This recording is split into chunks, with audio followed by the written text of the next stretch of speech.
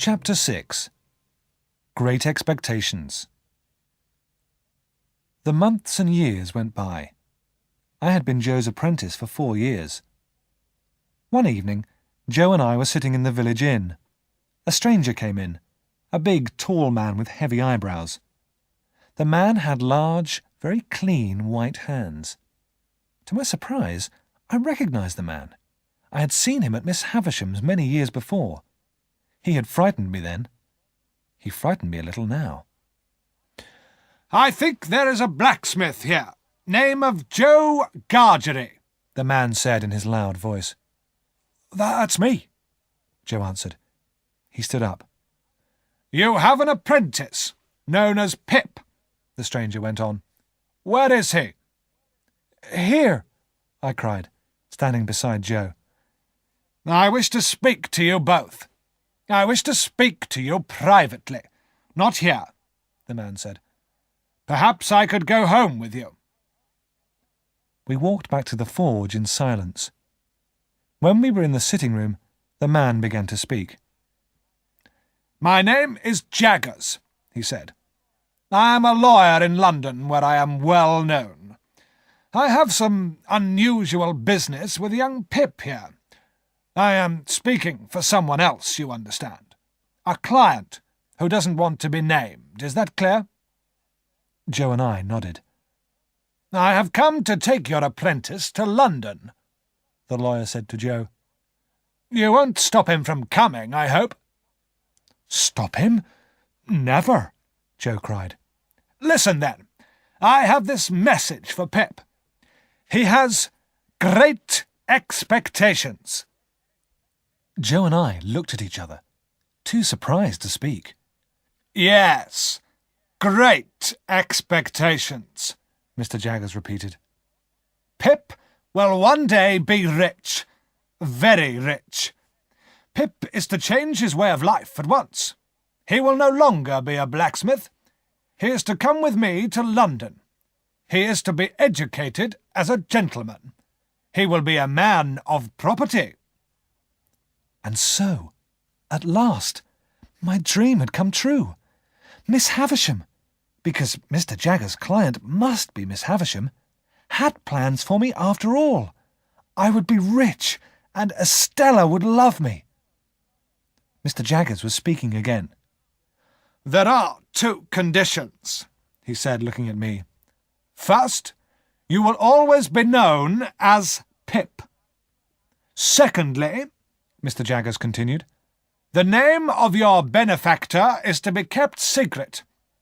One day that person will speak to you face to face. Until then, you must not ask any questions.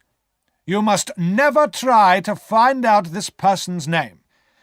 Do you understand? Speak out." "Yes, I understand," I answered. "My benefactor's name is to remain a secret."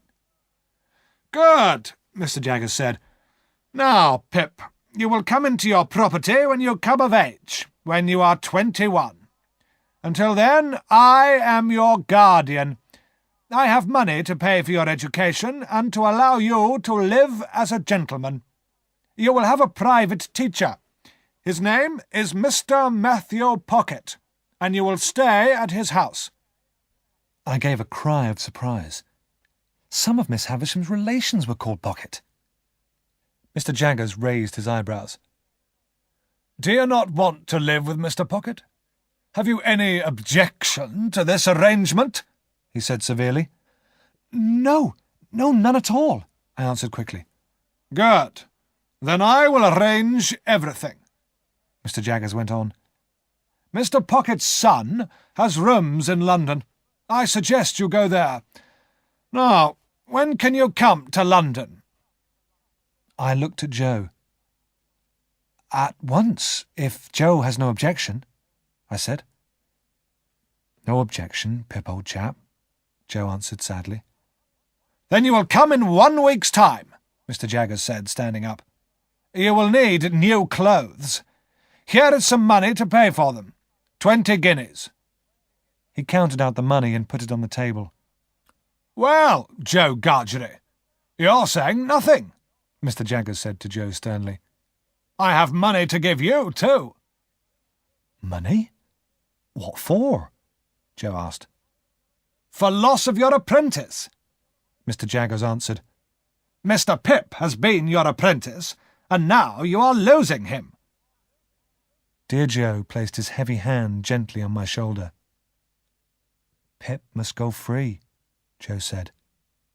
Let him go free. Let him have his good fortune. No money can replace the dear child. We've always been the best of friends, Pip and me. Ever the best of friends. Joe could not say any more. He wiped away a tear.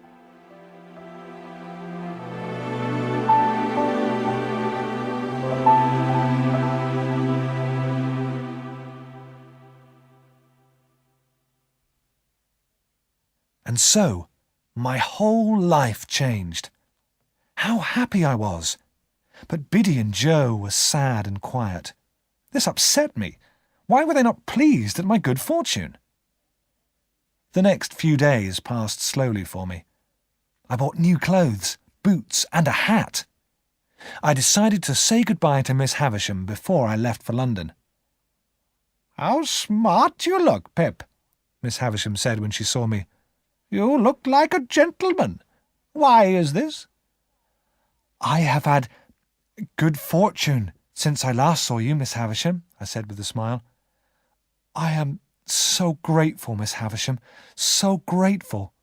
I know. I have seen Mr. Jaggers, Pip, Miss Havisham answered. He tells me you have great expectations.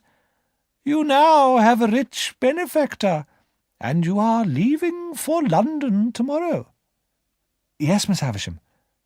Well, be good then, Pip, and do what Mr. Jaggers tells you. Goodbye, Pip. You must keep the name of Pip, you know. Goodbye, Miss Havisham. Miss Havisham smiled and held out her hand. I bowed and kissed it.